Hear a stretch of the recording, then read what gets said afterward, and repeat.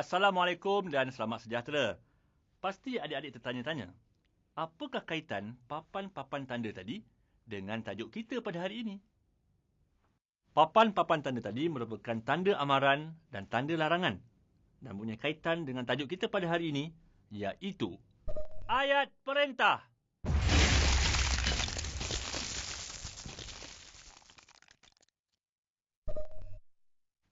Itulah dia tajuk kita pada episod kali ini, ayat perintah.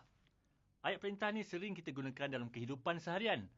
Bukan setakat papan tanda saja, tetapi kita gunakan ayat perintah ini dalam perbualan juga. Ayat perintah ialah ayat yang diucapkan dengan tujuan untuk menimbulkan sesuatu tindakan. Secara mudahnya, ayat perintah digunakan untuk menyuruh, melarang, mempersilakan atau meminta seseorang supaya melakukan sesuatu. Ayat perintah ada yang berbentuk biasa dan ada yang berbentuk songsang. Ayat perintah yang berbentuk biasa ialah ayat yang subjeknya di depan dan predikatnya di belakang. Contohnya, kamu pergi, awak diam, engkau duduk. Manakala ayat perintah berbentuk songsang pula ialah di mana predikatnya di hadapan dan subjeknya di belakang. Contohnya, ayat perintah berbentuk songsang. Pergilah kamu. Diamlah awak. Duduklah engkau. Cuba adik-adik perhatikan.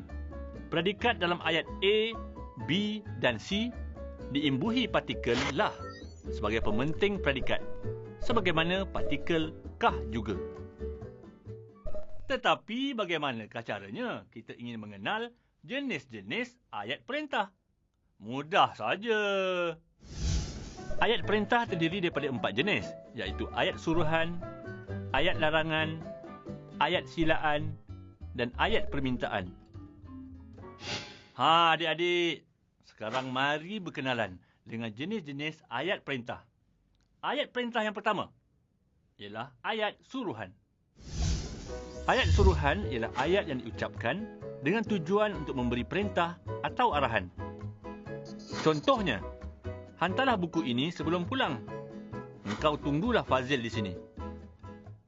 Ayat suruhan boleh menggunakan partikel lah untuk melembutkan ayat, di samping menegaskan ayat. Contohnya, hantarlah buku ini sebelum pulang. Engkau tunggulah Fazil di sini. Ayat perintah yang kedua ialah ayat larangan. Ayat larangan ini ialah ayat yang melarang seseorang melakukan sesuatu. Bagaimana nak kenal ayat larangan ni ya? Mudah saja. Abang akan berikan tipsnya. Ayat larangan ini menggunakan kata larangan seperti usah dan jangan sebelum kata kerja. Contohnya, jangan makan sambil berdiri. Usah dikenang lagi peristiwa itu. Namun adik-adik, ada juga jenis ayat larangan yang bersifat umum dan tidak menggunakan kata larangan dan tidak menerima partikel lah. Contohnya, dilarang merokok, dilarang memancing. Dalam masa yang sama, ayat larangan ini juga boleh dilembutkan dengan menggunakan kata harap di depannya. Contohnya, harap jangan merokok, harap jangan memancing. Macam mana adik-adik? Mudah saja kan? Sekarang mari kita berkenalan dengan ayat perintah yang ketiga, iaitu ayat silaan. Ayat silaan ialah ayat yang bertujuan untuk mempersilakan atau menjemput seseorang. Ayat ini menggunakan kata silaan seperti sila dan jemput pada permulaan ayat. Contohnya, sila serahkan borang permohonan tersebut di pejabat. Jemput masuk. Dalam ayat silaan, partikel lah boleh juga digunakan. Contohnya, silalah serahkan borang permohonan tersebut di pejabat. Jemputlah masuk. Dan ayat larangan yang terakhir adalah ayat permintaan. Ayat ini bertujuan untuk memohon permintaan dan pertolongan. Ayat ini menggunakan kata tolong dan minta pada awal ayat. Contohnya, tolong jemurkan tepung ini. minta semua murid duduk di tempat masing-masing. Adik-adik, macam mana? Adik-adik sudah faham tentang ayat perintah ini? Mudah saja jika adik-adik dapat menguasai konsep-konsep ayat perintah ini. Namun, kita harus ingat beberapa peraturan. Bentuk ayat silaan dan permintaan biasanya tidak membawa pengertian yang negatif sebagaimana yang terdapat dalam jenis ayat larangan. Oleh itu, jangan gabungkan kata perintah. Contohnya, sila jangan merokok. Tolong jangan ambil buku ini. Minta jangan bermain di kawasan ini. Itulah adik-adik, ramai yang terkeliru sehingga melakukan kesilapan dalam penggunaan ayat perintah ini. Oleh itu, banyakkan latihan, bertanya pada guru jika anda betul-betul mahu menguasai tajuk ini.